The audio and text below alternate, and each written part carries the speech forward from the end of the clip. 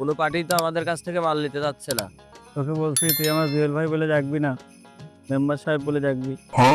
8 বছর আগে মেম্বার হয়েছিলেন, अच्छा তারপরে তো জনগণের টাকা সব মারি হ্যাঁ, পরে আর কোনোদিন মেম্বার হতে পারেন নাই। এখন এত বছরের গ্যাপ, একবারে কি মেম্বার সাহেব মুখে আসে?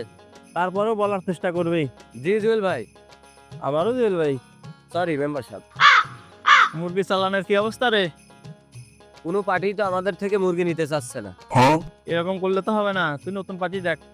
নতুন পার্টি তো দেখছি, কিন্তু কেউ আমাদের কাছ থেকে মাল নিতে পারছে না। সব ওই ফটিক মেম্বারের কাছ থেকে মাল যাচ্ছে।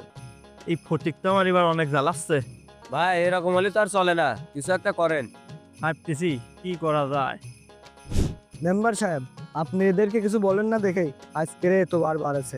আমাকে একবার পারমিশন দিয়ে দেখেন, কানের নিচে দূরে দিলি পারে সব শিখে দেন। এত বেশি বুঝলিতে হয় না, আগে বিষয়টা আমার বুঝতে দাও। জি মেম্বার সাহেব। এ আনোয়ার,